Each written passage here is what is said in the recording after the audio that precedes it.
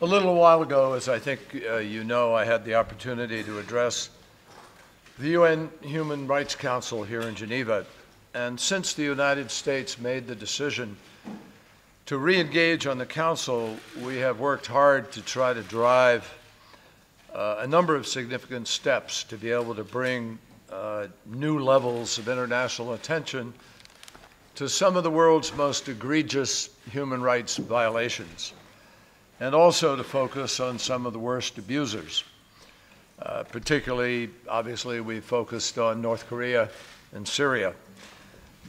We've also worked hard to try to create new mechanisms that explore and address serious human rights infringements on the freedom of assembly, expression, and religion, and the rights of LGBT people. And as many of you know, just the other day I had the privilege of making the appointment of Randy Berry as the first special envoy for global LGBT rights for the State Department.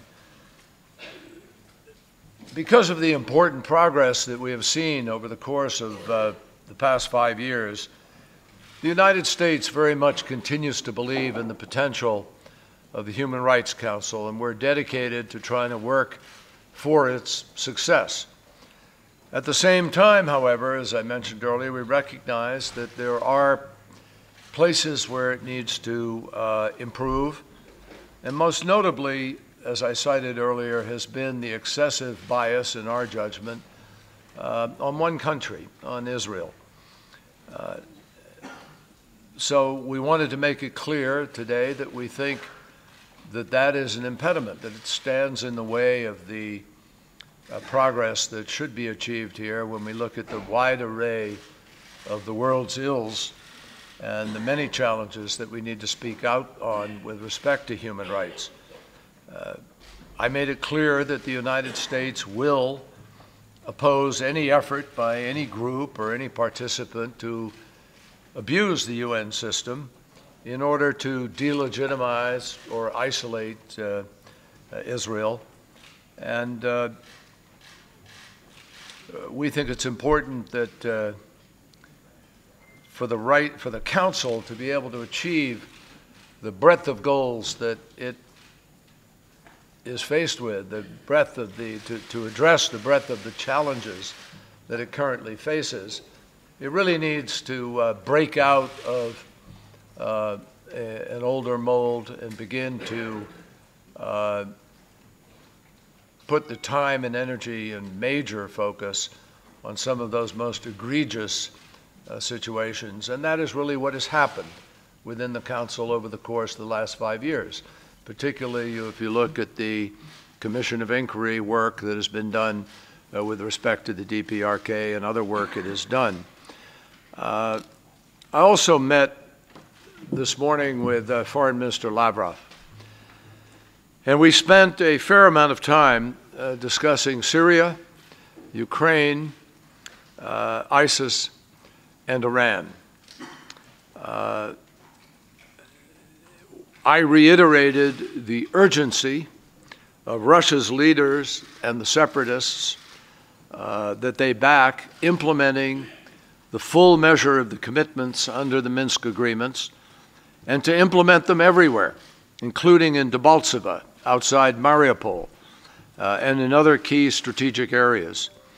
And I underscored this morning that if that does not happen, if there continue to be these broad swaths of noncompliance, or there continues to be a cherry picking as to where heavy equipment will be moved back from without knowing where it's been moved to, or if the OSCE is not able to adequately be able to gain the access necessary, then there would be inevitably further consequences that will place added strain on Russia's already troubled economy.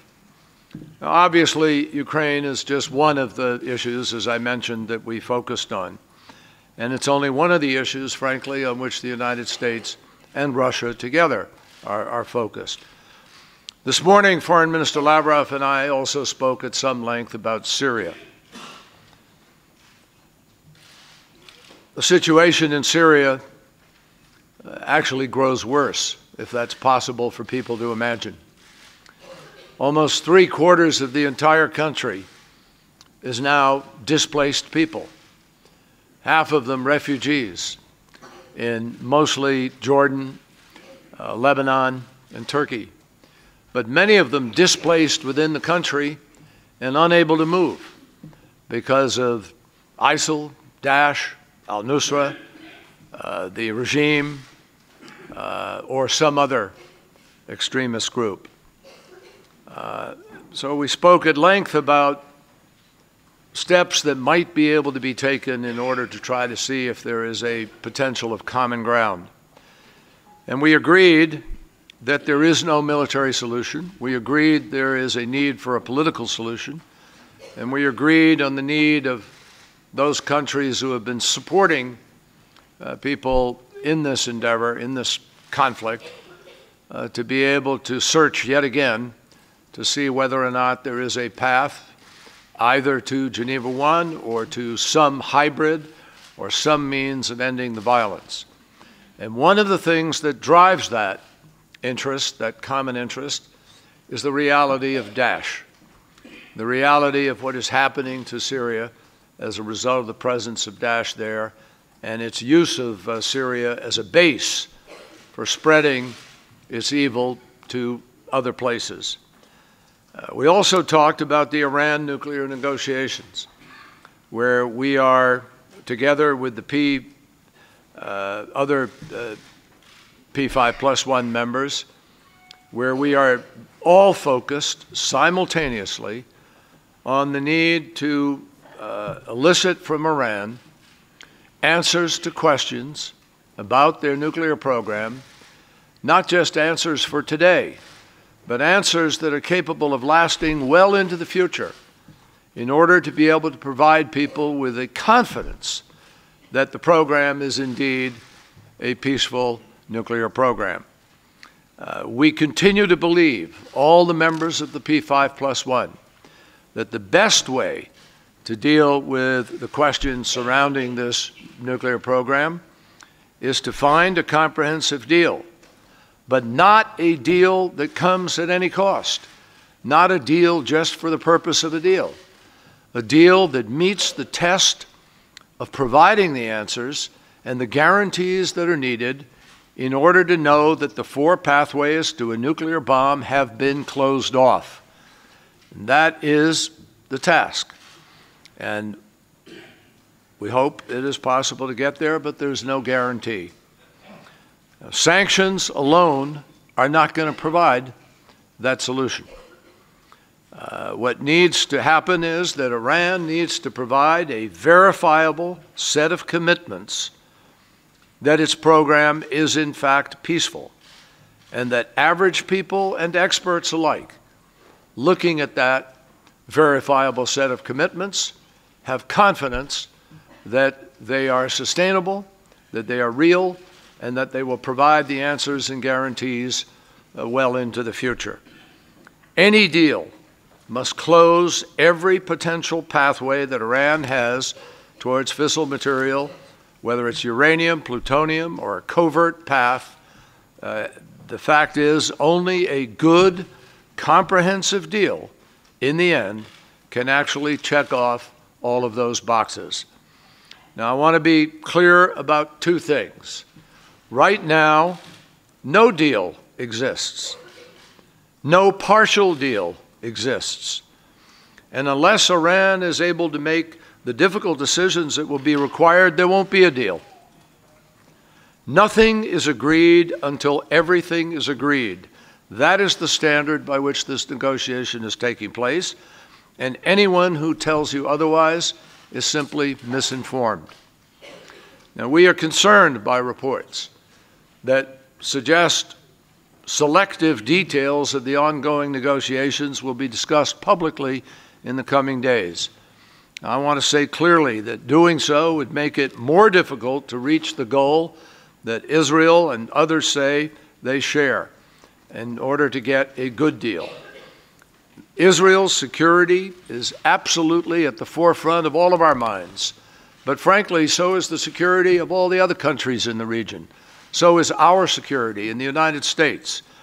And we are very clear that as we negotiate with Iran, if we are able to reach the kind of deal that we're hoping for, then it would have to be considered in its entirety and measured against alternatives. Second, I cannot emphasize this enough. I have said this from the first moment that I became engaged in this negotiating process. President Obama has said this repeatedly. We will not accept a bad deal. We have said no deal is better than a bad deal because a bad deal could actually make things less secure and more dangerous. Any deal that we would possibly agree to would make the international community, and especially Israel, safer than it is today. That's our standard.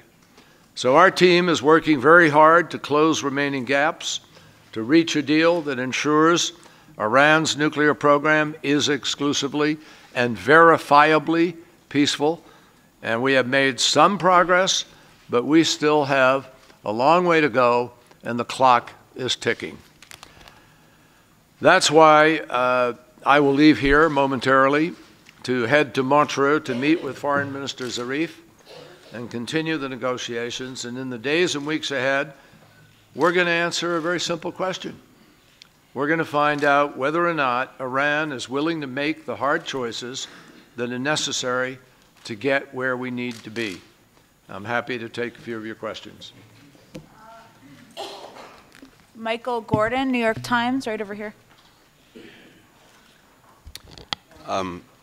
Sir, Minister Lavrov asserted in his address that the ceasefire in Ukraine was being consolidated, but you made clear that Russia cannot expect to consolidate its gains in Debaltseve and avoid economic sanctions.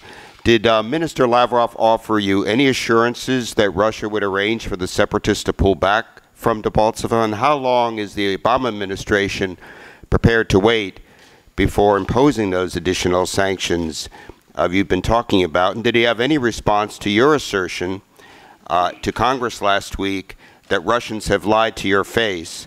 And lastly, you're meeting shortly with Foreign Minister Zarif on the Iran issues. You told Congress last week that you hope to know soon, quote, whether or not Iran is willing to put together an acceptable and verifiable plan. What do you need to hear from Mr. Zarif today, and what do you need to get done over the next 3 days to stay on track for the Framework Accord? Thank you. Well, Michael, first of all, regarding Russia,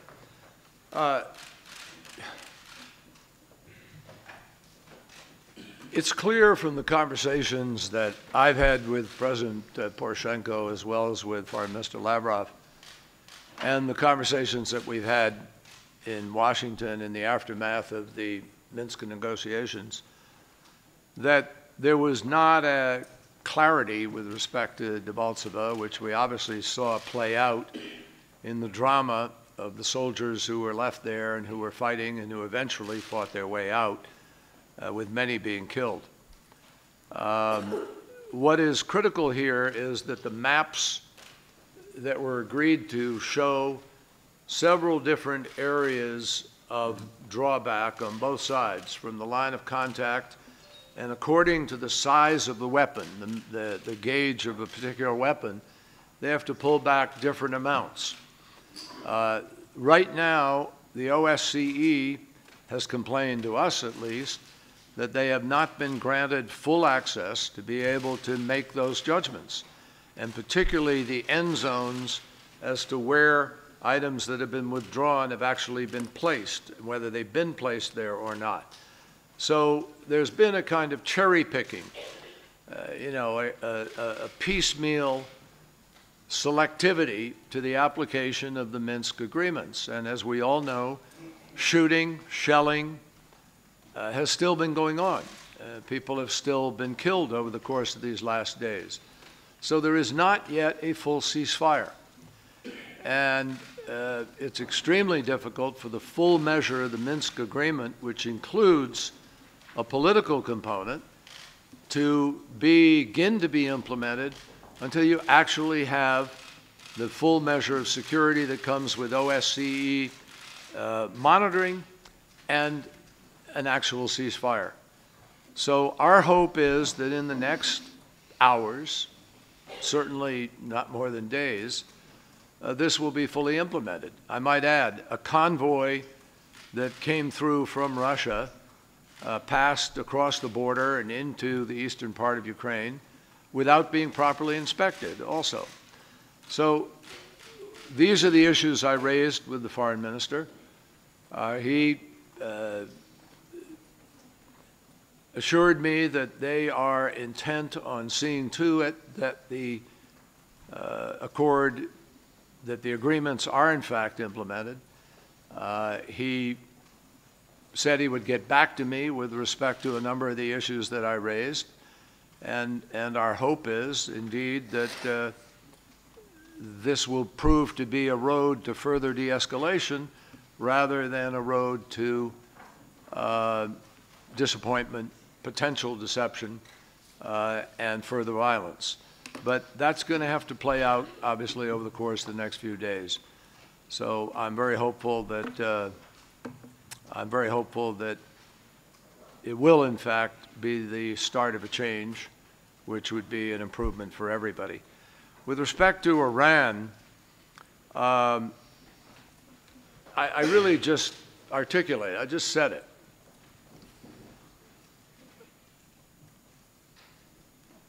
France doesn't have to answer questions here. Germany doesn't have to answer questions here. Great Britain doesn't have to. China doesn't. Russia doesn't. The United States doesn't.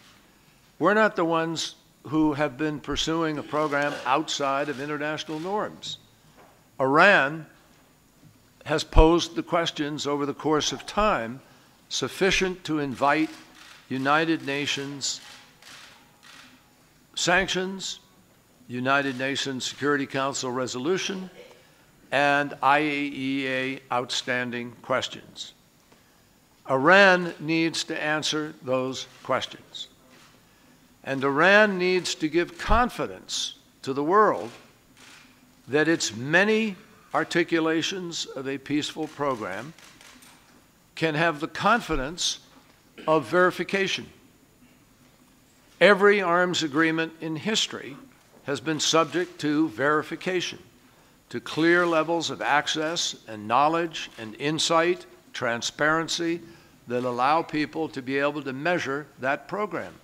And one of the reasons I make it clear to people that, we're not going to accept a bad deal is because we know that whatever agreement is reached here doesn't suddenly get stuffed in a drawer and put away and disappear to be implemented. It is going to be scrutinized by people all over the world. Leaders of countries, scientists, nuclear experts, every NGO involved in non-proliferation, not to mention, obviously, all the countries in the region most affected by the choices we are making, and all of the members of the United States Congress, House, and Senate.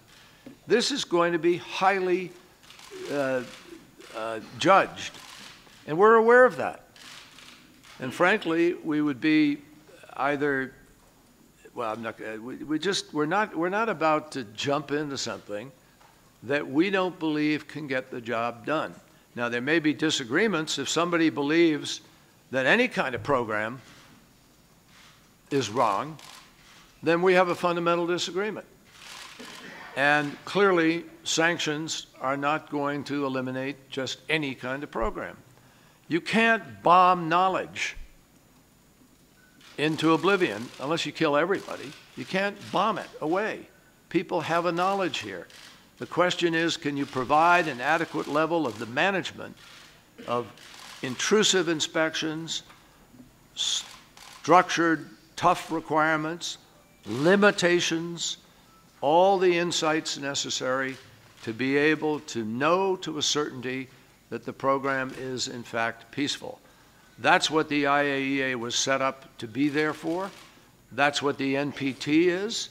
That's what the additional protocol, the NPT is. There are all kinds of tested components of this. This isn't happening at first blush. This has been in effect for a long time with a lot of countries. And there are ways to be able to make certain that a program is peaceful. And the test, what we're looking for in the next days, Michael, is adequate satisfaction that this program is in fact going to be complying with its own promises, that it is a purely peaceful nuclear program. Frederick Kohler from La Temps. Yes, thank you. You just said on Iran that sanctions cannot eliminate the problems. Now I would like to know with the Ukrainian situation, it seems the conflict in Ukraine becomes more and more conflict between Russia and Western countries, Russia and United States. And I would like to know how to deal with these problems, knowing that United States threatens now Russia of more sanctions if the Minsk agreement is not implemented. And a few years ago, you were here at the Hotel Intercontinental, and you started, well, it was Hillary Clinton at the time who started with this reset policy with Russia. What went wrong with Russia, and how to deal now with Russia for comprehensive agreement somehow is needed between Russia and United States, I guess, to deal with... How to what? I'm sorry, I missed the last part. How to deal with Russia. We understand that Russia needs something more to build a new confidence with the United States and Western countries. When we hear Mr. Lavrov this morning at the Human Rights Council, he has very strong statement against United States and its values. It's a kind of clash of values. How to deal with today's Russia? Well, it may be a clash of realities. I don't, see it as a clash of values. It seems to me that on sanctions, there's a real distinction between sanctions that are calculated to have an impact on a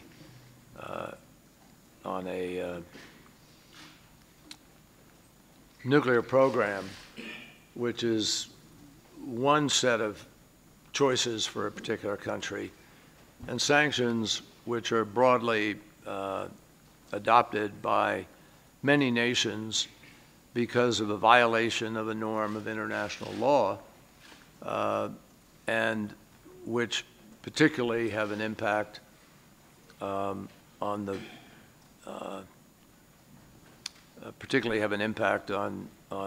Russia's choices at this particular moment, given a lot of other variables like oil prices, other exigencies that Russia faces. So sanctions have obviously had a significant impact on Russia, and you try to use them in order to make a point about the choices that are available. And in the case of Russia, the ruble has gone down 50%. There's been about $151 billion of capital flight. The bonds of Russia are now judged to be junk bonds, and the economic predictions are that Russia will be going into recession this year. So it's obviously had a profound impact, but not sufficient that that President Putin has decided that he isn't going to, pursue his particular strategy. It may change at some point in the future, but those are the things you have to weigh in deciding, what alternative policies you may pursue or what alternative choices may be available. I suspect that President Putin, as the months go on, is going to have to really weigh those things. And we've tried to make it clear to him, and particularly to the Russian people, we're not doing this to hurt the people of Russia. We're not doing this to make life difficult for all Russians. We're doing this to try to affect the choices that their leaders are making in order to uphold the norms of international law. We're here in a UN facility, and the United Nations is critical to the upholding of international standards of behavior. And the world has worked hard since World War II to try to adhere to a set of global norms of behavior, particularly with respect to respect for territorial integrity. One of the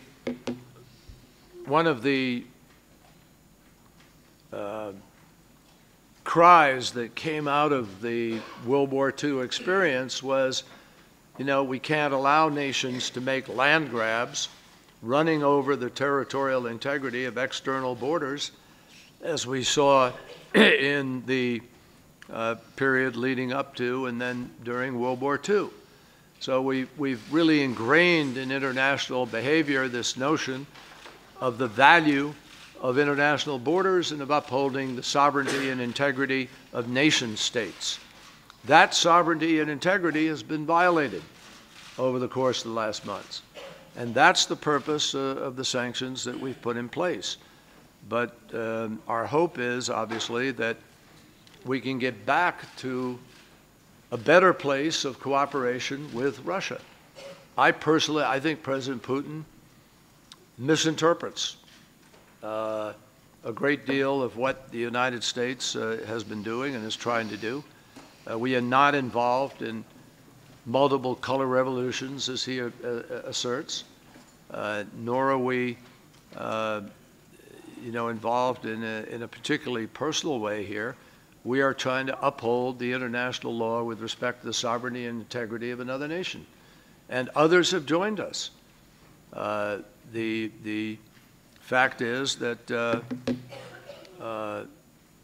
Europe has the same sense of commitment to this, and our hope is that we can persuade President Putin and Russia that we're prepared to cooperate with them as soon as they are genuinely prepared to uphold the agreements that they sign and to live by these international standards.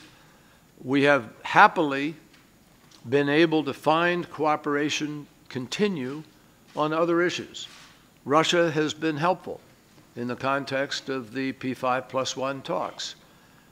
Russia was extremely engaged and essential in our success in getting chemical weapons out of Syria in the arrangement that we reached right here in Geneva. And we were able to work together to do that. Russia is sitting with us even now, as I discussed with you, and talking about ways we might, I underscore, be able to try to make some progress with respect to Syria and with respect to Daesh.